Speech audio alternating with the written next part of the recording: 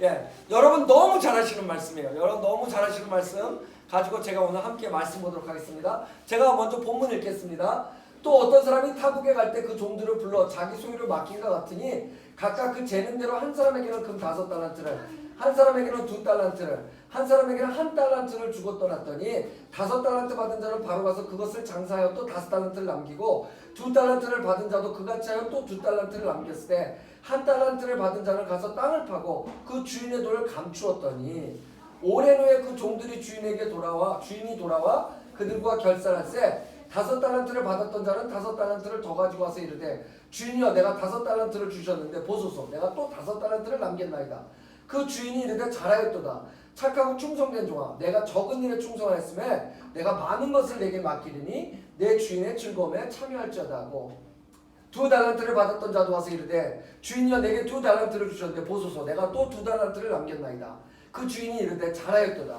착하고 충성된 종아 내가 적은 일에 충성하였으니 내가 많은 것을 내게 맡기리니 내 주인의 즐거움에 참여할지어다 하고 1달란트를 받았던 자는 와서 이르되 주인이여 당신은 굳은 사람이라 심지도 않은 데서 거두고 해치지 않은 데서 모을 줄 내가 알았으므로 두려워하여 나가서 당신의 달란트를 땅에 감추어 두었나이다.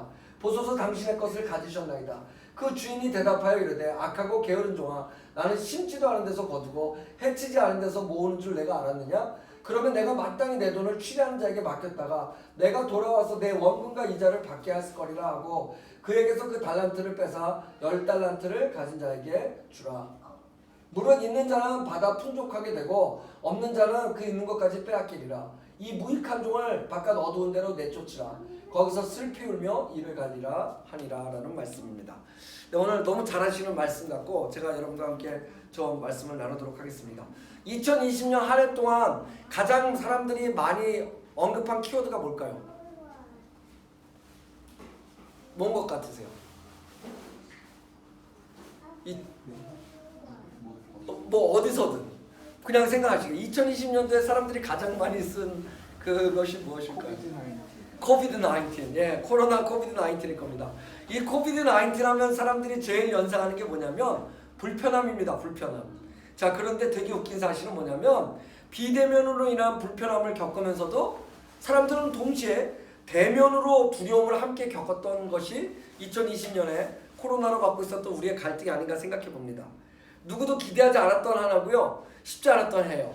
제가 1월 달에 한국 갔다 올 때만 해도 설마 했던 것이 이렇게 1년 동안 전 세계를 묶어놓을 줄 상상도 못했습니다. 다른 말로 하면 올 한 해 동안 우리의 삶은요 지극히 제한됐습니다. 예, 한참 우리 통행금지는 그래도 안 나다닐 수 있으니까 뭐 저 혼자 있는 제가 밤에 어딜 돌아다니겠습니까? 통행금지는 안 돌아다닐 수 있지만 여러분 슈퍼마켓도 하루에 한 번밖에 못 가고 한 집에서 한 명밖에 못 가고 이런 여러 가지들이 있었고요. 교회도 늘 꾸준히 그냥 이 자리에 나와서 이렇게 동영상으로 여러분을 만나고 최소한의 인원들이 여러분이 예배 드릴 수 있도록 함께 섬겨주시는데 정말 제한되었던 한 해였습니다. 어느 마을에요. 제가 이렇게 찾다가 예문을 보니까 어느 마을에 최고의 갑부가 있었대요. 근데 이 갑부가 아들이 하나 있는데 이 아들이 똑똑하지를 못해요. 그러니까 자기의 재산을 이 아들한테 물려줬다가는 말아먹을 것 같은 거예요. 그래서 이분이 무슨 일을 했냐면 며느리를 고르기 위해서 이렇게 방을 붙였대요. 방을 붙였는데 사람들이 모였는데 이 갑부가 최종으로 마지막에 3명의 며느리 후보를 뽑았고요. 그리고 그들에게 어떤 타스크를 줬냐면 며느리들에게 이 쌀을 한 대씩 주면서 그것을 가지고 일주일을 버티고 일주일 후에 다시 보자고 했답니다. 자, 그런데 일주일 후에 이 3명의 이 며느리들이요. 지금 제가 여러분 이렇게 예배드리면서 웃는 이유가 제 앞에서는 지금 삼남안상 우주의 온갖 일들이 지금 제 앞에서 일어나고 있어서 그렇습니다. 용서하세요. 제가 계속 이어서 가겠습니다. 저희 교회 분위기가 이렇습니다, 여러분. 그러니까 여러분들 기도 많이 해주시고요. 이런 분위기 좋아하시는 분들은 언제든 오셔서 함께 예배드리시면 됩니다. 세 며느리가 있었는데 이 며느리 후보들에게 쌀을 한 대씩 주고 이 갑부가 이 쌀을 가지고 일주일을 버티고 나중에 일주일 후에 와라 라고 얘기를 했대요. 그러면 그 중에 내가 한 명을 뽑겠다 이렇게 얘기를 했대요. 그런데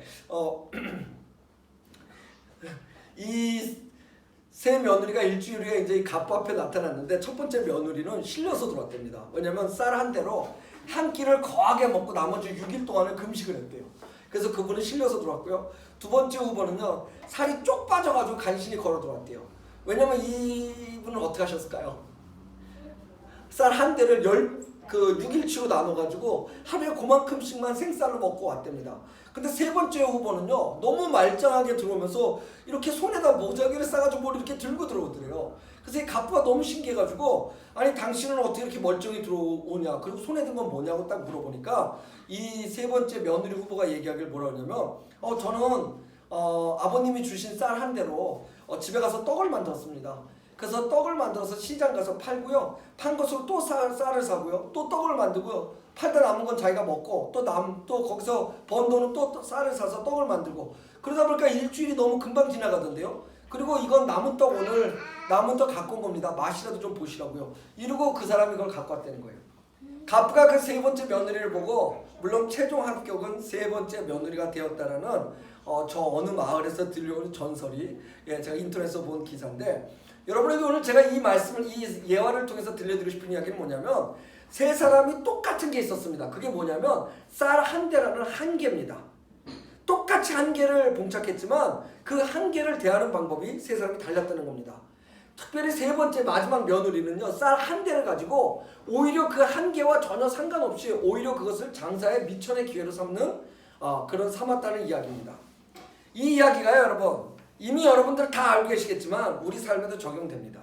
여러분을 위해서 1년간 기도한, 제가 그저께 그 기도책이 있어요. 노트가 있는데 그 노트를 보다 보니까 정말 별의별 기도를 제가 다 적어놓고 했더라고요. 그런데 그 기도책을 쭉 읽으면서 제 마음속에 온 것이 뭐였냐면, 여러분들한테는 일일이 말씀을 드릴 수 없지만 그 노트를 보고 제가 하나님 앞에 깜짝 놀란 건, 제가 했던 기도가 거의 다 응답이 됐다는 거예요. 지금의 제 모습이나 여러분의 모습이 아직도 제한된 우리가 이 모습 안에 있지만, 그럼에도 불구하고 굉장히 많은 부분들이 하나님 앞에 응답이 됐다는 겁니다. 뭐 쉽게 여러분 잘 아시는 것처럼 어느 가정에서는 집을 샀고, 어느 가정에서는 아름다운 자녀를 얻었고, 어떤 친구는 공부를 마치고 졸업을 하고, 어떤 사업체는 이 와중에도 번창하고, 어떤 가족들은 여전히 건강하게, 오히려 그 안에서 가족들이 더욱더 튼튼해져가는 것들을 발견합니다. 그런 여러분들 보면요, 꼭 이런 생각 들어요. 아이들 춥다 그러면서 추운 겨울에 나가지 말라 그래도 뭐하죠? 나가서 열심히 놀잖아요. 그것처럼 여러분들의 제한된 삶 속에서 세상은 여러분들을 제한하면 제한할수록 여러분들은 오히려 더 살아있음들을 드러내는 것이 아닌가 생각해 봅니다. 자, 그런데 중요한 건 뭐냐면, 그럼에도 불구하고 많은 사람들이 한계 속에서 그렇게 자신에게 주시는 작고 확실한 행복보다는 우리가 바람대로 되지 않는 것들에 대한 불편이 늘 우리 마음의 어딘가 한 구석에 있으면서, 그것이 필요할 때마다 나와서 마치 휴지를 뽑아내듯이 그것이 나와서 늘 내가 그런 사람인 것처럼 일반화시키는 영적인 그런 속임이 있다는 거예요. 기만이 있다는 겁니다. 그래서 우리는요, 곧잘 어려움이나 환난에 대한 것이 지금 실질적으로 일어나지도 않았는데도 불구하고 나는 미리 두려워합니다. 이렇게 하면 어떡할까? 이렇게 되면 어떡하지? 그리고 계획을 다시 합니다. 근데 며칠 지나서 재밌는 일이 있거나 즐거운 일이 있으면 그것조차 기억하지 않습니다. 그만큼 우리는요, 우리가 일반화시킨 것들에 대해서 우리가 두려워하고 어려워하면서 사는 모습들을 보죠. 그것이 바로 우리에게 있어서 뭐냐면 한계인 것 같습니다. 그런데요, 여러분, 복음을 이해하면 오히려 저는 이 말씀을 준비하면서 제가 하나님 앞에 누렸던 행복함은 뭐냐면, 하나님이 우리 인생에 주시는 공정함과 아름다움 중에 하나가 바로 한계라는 거예요. 여러분, 이게 이해가 되세요? 하나님이 여러분을 제한시키고 여러분에게 한계를 주는 것이 여러분에게 공정함과 아름다움이 될 수 있다는 사실을 여러분 믿을 수 있어요? 근데 이게 믿어지는 사람은 한 사람이에요. 어떤 사람이냐면 세 번째 며느리 후보처럼 그것을 내가 어떻게 받아들이냐에 따라 달려있다는 겁니다. 2020년 제일 많이 바뀐 라이프 스타일 중에 하나가 한국 사람들이, 특히 세계도 그런데 특별히 한국 사람들이 주식을 굉장히 많이 하게 됐다고 합니다. 제 주위에 젊은 사람들도 주식을 참 많이 해요. 작은 거부터, 저 아주 가까운 사람도 작은 거부터 시작을 하는데, 그거 어떻게 하냐 할 때는 일단 미국 쪽에 관계된 것들을 사는 게 유리하다라고 얘기하는 거예요. 그래서 그렇게 하는데, 이분들이 꼭 보셔야 될 책 중에 하나가, 제가 이번 주에 본 책인데,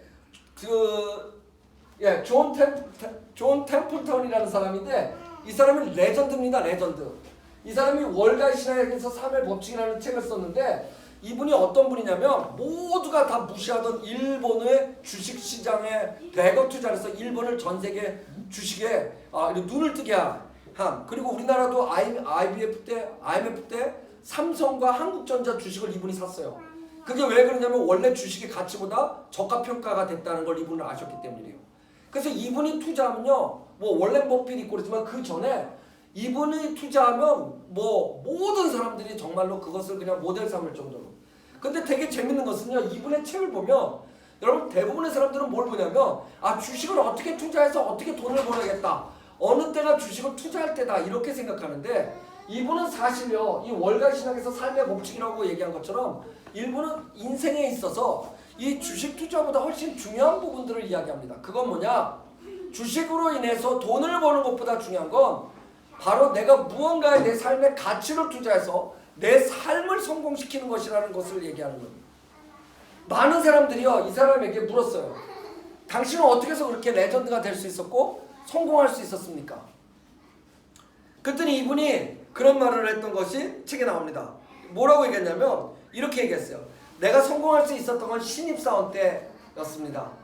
그게 뭐죠? 그랬더니 내가 신입사원 때는요, 할 수 있는 일이 많지 않았습니다. 모든 것이 제한됐었죠. 자, 그런데 그때 나는 꼭 하던 일이 있었습니다. 그것이 뭐냐면 한 달에 한 번은 내가 꼭 상사에게 이런 질문을 했습니다. 라고 얘기를 했죠. 그리고 그 질문은 바로 이거였어요. 제가 맡은 일을 더 잘하려면 어떻게 해야 되죠? 이것이 존 템플턴이 바로 한 달에 한 번씩 자기 상사에게 물었던 질문이라고 얘기합니다. 제가 맡은 일을 더 잘하려면 어떻게 해야 합니까? 그리고 이 사람은요, 자기 상사가 얘기하는 대로 그 일을 해냈다고 합니다. 그리고 이거에 대한 3가지의 결과를 얻게 됐는데, 첫 번째는 뭐냐? 결국에 이 일을 하게 됨으로써 이 사람이 상사들이 맡긴 일을 더 잘하기 위한 일들을 해내면서 사람들이 이 사람을 전문가라고 부르기 시작했고요. 두 번째로는 뭐가 됐냐면 이 사람이 상사들이 맡긴 일을 더 잘하기 위해서 해나가는 것들을 통해서 많은 상사들에게 이 사람이 얼마나 노력하고 성실한 사람인지를 드러냈고요. 세 번째로, 이게 제일 중요합니다. 이 사람이 성공의 이유는 뭐냐?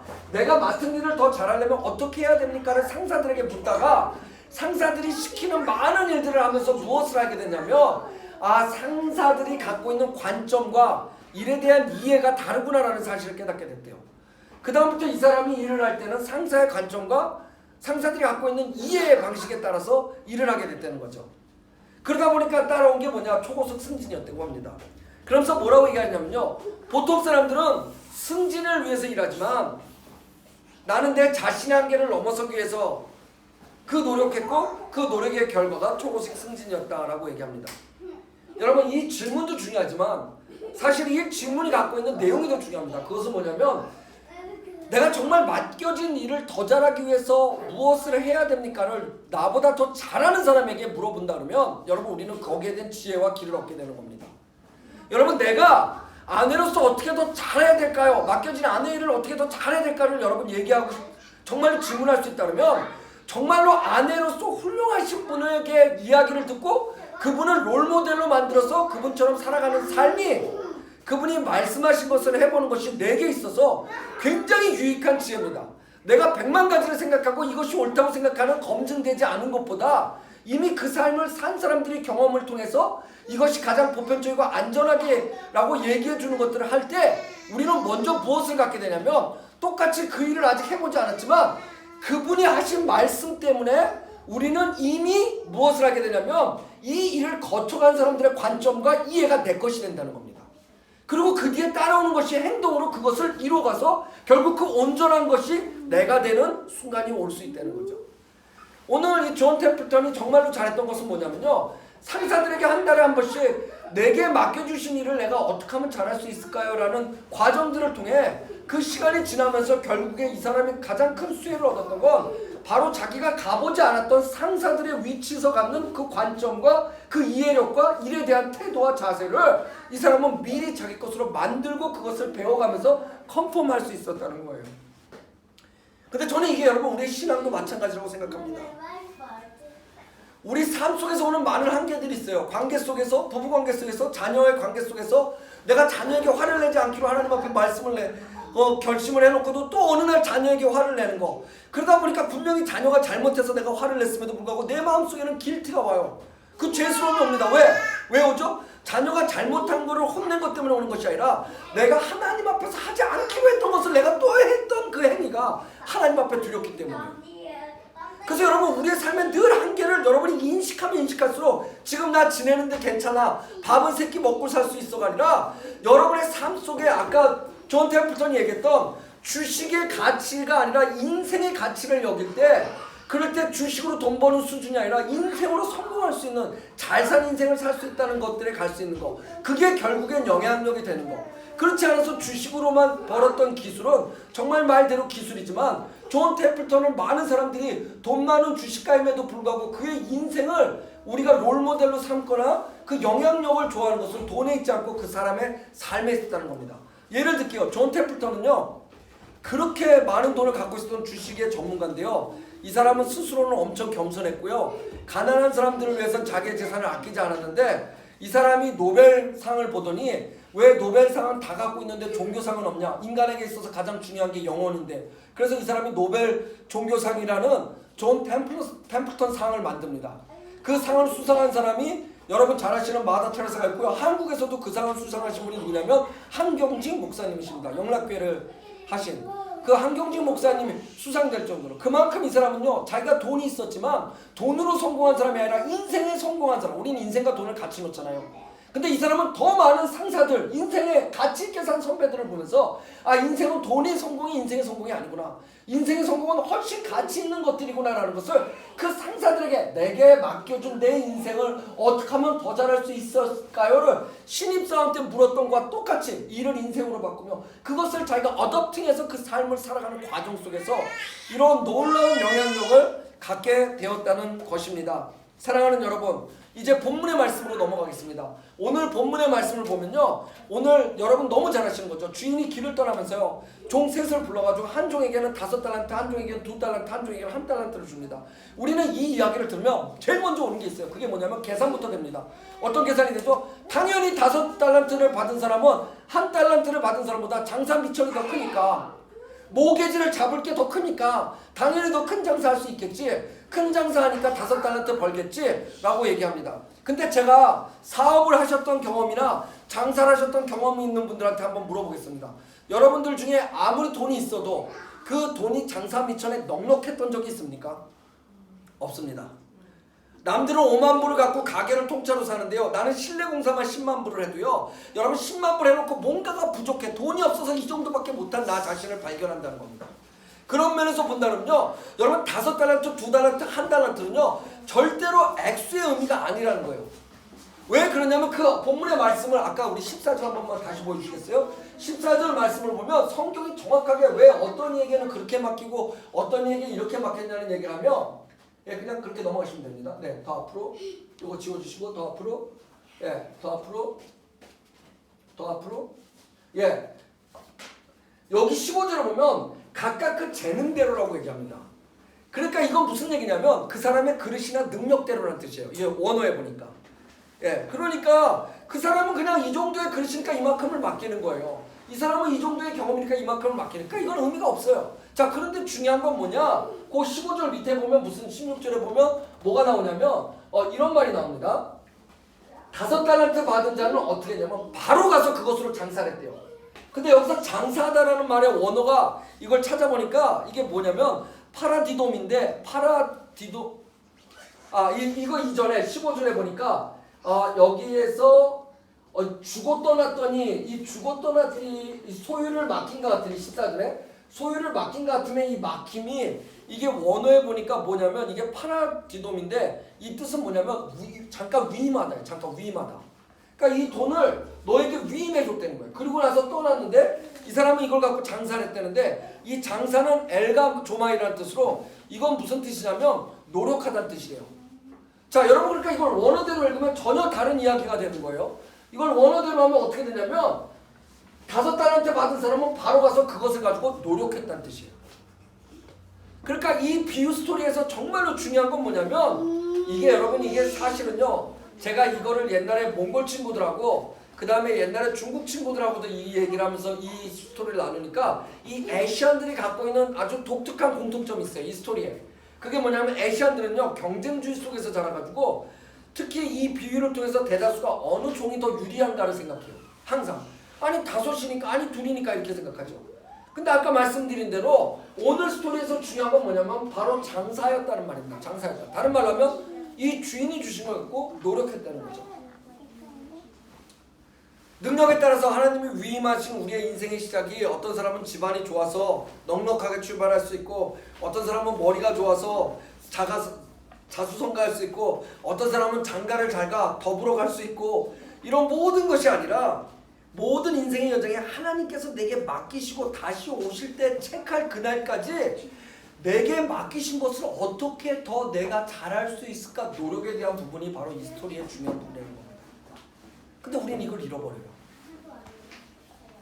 그러니까 여러분 한번 생각해 보세요. 악하고 게으른 종 왜 악하고 게을러요? 그 사람은 그냥 갖고 있었던 돈을 그냥 잘 그렇게 했다가 저거 한 건데 그건 왜냐면요 여러분 자기에게 주신 모든 것들을 허비했기 때문이에요. 여러분 게으름이 뭐예요? 인생을 허비하는 거잖아요. 여러분 한계 속에서처럼 인생을 허비하기 쉬운 게 어디 있어요? 인생의 주인이신 하나님께서 코로나라는 기간을 우리에게 당신이 만드신 건 아니지만 허락하셨을 때 2020년 이제 며칠 남지 않은 이 시간에 정말로 2020년을 우리에게 허락하셨을 때 우리가 정말로 돌아봐야 될 거는 뭐냐면 누구는 얼마를 가졌고 누구는 얼마가 있고 누구는 어떻게 했고가 아니라 정말로 하나님이 내게 맡겨주신 이 2020년에 남은 며칠을 내가 어떻게 하면 하나님 앞에 이 맡겨주신 시간들을 더 잘 지낼 수 있을까를 여러분들이 생각하지 않는다면 오늘 한 달란트를 그냥 계산으로 여겨서 그것이 가장 적은 것인 줄 알고 땅바닥에 묻었던 게으른 뭐 때문에 주인의 마음과 우중을 전혀 몰랐던 그래서 게으르고 악했던 그 종의 모습처럼 2020년이 마감될 수 있는데 그러면 여러분들이 영적으로 너무나 힘들고 어려운 시간들 속에 그냥 꾸역꾸역 2021년은 어차피 오는 것이라는 생각을 하며 맞이할 수밖에 없다는 겁니다. 사랑하는 여러분 오늘 주인은요 이 5달란트든 2달란트든 1달란트든 종들에게 주면 이것이 넉넉할 거라고 생각하겠어요? 그렇지 않아요. 주인은 이것을 넉넉하기 위해서 종들에게 준 것이 아닙니다. 주인은요 이것을 통해서 그들의 노력이 더 많은 열매를 맺을 수 있다는 것을 알려주기 위해서요. 왜 그렇죠? 이 종이 이 일을 하다 보면 누구의 마음을 알게 되기 때문이에요. 바로 그 일을 맡긴 주인의 마음 때문입니다. 여러분 주인이요 이 돈놀이 하는 분이 아니에요. 만약에 그랬으면 5달란트 갖고 5달란트를 벌써 10사람 번 사람 본전 주고 이자 가져갔을 거예요. 근데 이분은 그렇게 안 하세요. 그냥 그거를 그렇게 10달란트를 번 사람에게 주신다고요. 왜요? 그에게 필요한 건 돈이 아니에요. 그에게 필요한 건 우리의 삶의 내용입니다. 그래서 우리가 노력할 수 있고요. 그래서 우리가 남은 시간들에 더 남은 시간 동안 내가 이 시간들을 더 잘 쓰려면 어떻게 해야 되죠를 물었던 존 템플턴처럼 우리가 하나님 앞에 묻는 그 삶의 자세를 원하신다는 것이죠. 그렇지 않고 여러분들께서 올해를 넘기신다면 여러분 그건 악하고 게으른 종의 모습일 겁니다. 그래서 성공의 반대말은 아무것도 하지 않는 거죠. 실패가 아니죠. 실패도 끊임없이 노력하는 사람한테는 성공으로 가는 또 하나의 길일 테니까요. 이제 말씀을 마치려고 합니다. 사랑하는 여러분 올 한 해 여러분 어떠셨습니까? 그냥 꾸역꾸역 여기까지 오셨습니까?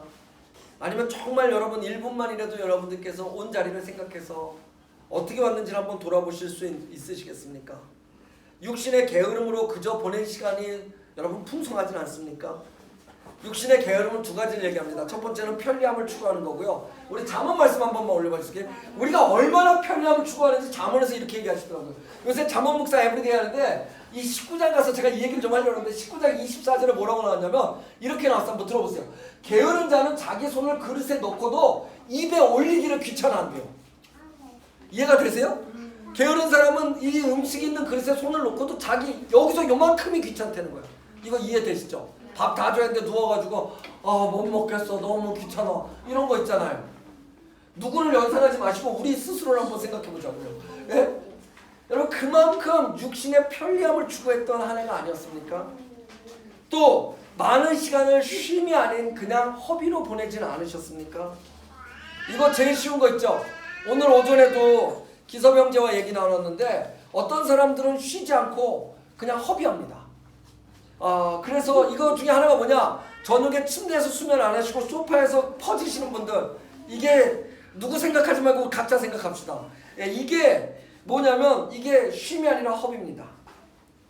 제가요 며칠 전에 운전을 하는데 날씨가 너무 좋았던 날, 무슨 요일이었죠? 월요일에 화요일에 날씨가 너무 좋았는데 그날 날씨가 덥기도 하고 좋기도 하는데 제가 운전을 하고 저 다이아몬드 클릭이라는 시골을 가고 있는데 하늘은 푸르고요. 제가 이거 묵상 때 얘기한 건데 옆에 말들하고 양이 다 나와 있었어요.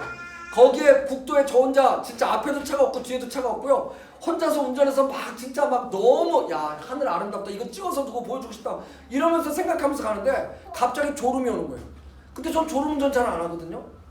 졸음운전 잘 안 하는데 갑자기 제 귀에 정말로 너무너무 아름다운 여자라는 느낌이 들 정도로 뭔가 이렇게 싹 이렇게 와서 제 귀에다가 진짜 느낌이 그랬어요. 하나도 거짓말 안 하고 느낌이 제 귀에다 싹 되면서 뭐라냐면 이렇게 얘기하는 거예요.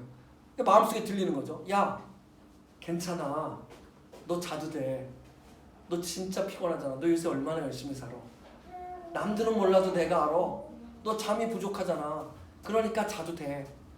귀에다 대고 막 그런 얘기를 하는 거예요. 제가 막 운전을 하고 있는데 국도에서.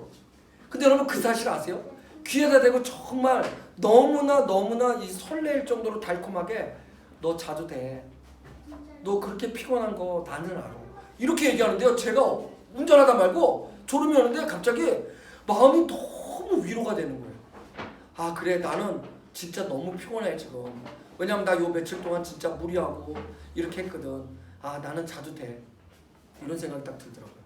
여러분 그런 운전하다 그런 생각 들어보신 적 있으세요? 근데 그 소리가 딱 들리고 나 자도 돼 그러고 눈을 딱 감았다가요 순식간에 눈이 딱 떠지면서 제 입에서 사단아 물러가는 소리가 딱 나왔어요. 여러분 만약에요, 전 그게 정말 되게 유니크한 경험이었는데 만약에 제가 여러분 거기서 그 말을 듣고 잠들었으면 어떻게 됐겠어요? 제가 죽거나 남이 죽거나 둘 중에 하나 사고가 났겠죠. 여러분 제가 여러분에게 이 예를 드리는 이유가 있어요. 여러분 우리의 삶에 수도 없이 끊임없이 우리를 위안하고 우리에게 달콤하게 그것들을 게으름, 우리에게 허비를 얘기하는 모든 것들로부터 여러분 영적으로 깨어나셔야 됩니다. 지금 우리 열흘도 안 남은 이 시간 동안, 열흘 더 남았나요? 열흘 남았군요. 열흘도 안 남은 이 시간 동안에 정말로 여러분들께서 2020년을 나는 이렇게 정리할 거야 라는 것들을 정말로 생각하셔야 됩니다. 그리고 그것을 놓고 2021년에 여러분들이 기도하실 수 있어야 된다고 생각을 합니다. 또 하나는 여러분 뭐냐면 정신의 게으름입니다. 22장 13절 한번 올려봐 주세요. 그 뒤에 이런 말이 나오더라고요. 게으른 자는 말하기를 사자가 밖에 있은즉 내가 거리에서 죽임을 당하리라 하니라. 이게 무슨 얘기냐면요, 내가 문 열고 나가면 그 앞에 사자가 있어서 나 죽을지도 몰라 라고 얘기하는 거예요. 이게 영적인 게으름입니다. 여러분이 갖고 있는 2020년의 모든 한계 속에서 여러분이 부딪히고 어려워했던, 그리고 넘어서기 힘들다고 여기는 모든 것들 속에서 나는 안 된다라고, 왜? 밖에 사자가 있으니까라고 얘기하고 끊임없이 여러분을 속여서 그것을 2021년까지 끌고 가고자 하는 그 사단의 음성이라는 겁니다. 여러분 정신적으로 게으른 사람의 특징은요, 남의 탓합니다. 환경 탓하고요, 핑계댑니다. 너 때문에 이것 때문에 이래서. 또 하나, 일과 미래에 대한 굉장히 부정적입니다. 이거 해서 뭐해? 이런 얘기 있죠. 공부하면 뭐해? 어차피 대학 갔다 나오면 취업도 못할 텐데. 애 키워서 뭐해? 어차피 시집장가 가면 다 땡인데. 이런 얘기들 있죠. 예, 맡겨주신 달란트 뒤에 가서 뭐해는 우리의 알바가 아닙니다. 우리의 알바는 오늘 우리에게 주신 것을 최선을 다해서 오늘 우리 주님 오실 때 내가 내어드릴 수 있는 우리의 믿음과 삶의 자세가 오늘 내가 알바입니다. 예, 그래서 착하고 충성된 종이라 칭함을 받는 거죠. 그래서 여러분에게 도전 드린 건 뭐냐? 여러분 주무실 때마다 혹시 배우자들 같이 계시거나 저거 하시면, 아니면 여러분 주무시는 시간 알람에다가 여러분 적어 놓으세요. 나는 지금 어떻게 자나? 무슨 뜻이냐면요, 제가 요새 경험하는 건데, 잘 때마다 눈 감고 오늘 너무 좋았어 라고 얘기하는 삶, 그게 내가 오늘 재밌어서가 아니라 그럼에도 불구하고 하나님께서 오늘 내가 성실하게 살던 삶을 허락해 주신 걸 내가 살아냈기 때문에 그래서 그 오는 기쁨과 보람이 여러분에게 있는지, 아니면 무념무상으로 그냥 빨리 자 졸려 이러고 자는지 한번 여러분 생각해 보시기를 바랍니다. 현실이 선물입니다. 하나님의 뜻을 발견하며 나의 한계를 밀어서 push your limitation, 그래서 더욱 하나님의 은혜로 살아가야 하는, 그래서 하나님과 나의 합작품인 나의 하루하루의 삶의 그 능력들을 보는, 그리고 그 노력이 바로 하나님을 기쁘게 하는 그 놀라운 초대에 임하시고 가정과 일터, 교회에도 그 자리를 여러분께서 지켜주심으로 믿음을 포기하지 말고 마무리되는 착하고 충성된 종들의 한 해의 마지막이 되기를 주의 이름으로 축복합니다. 기도하시겠습니다.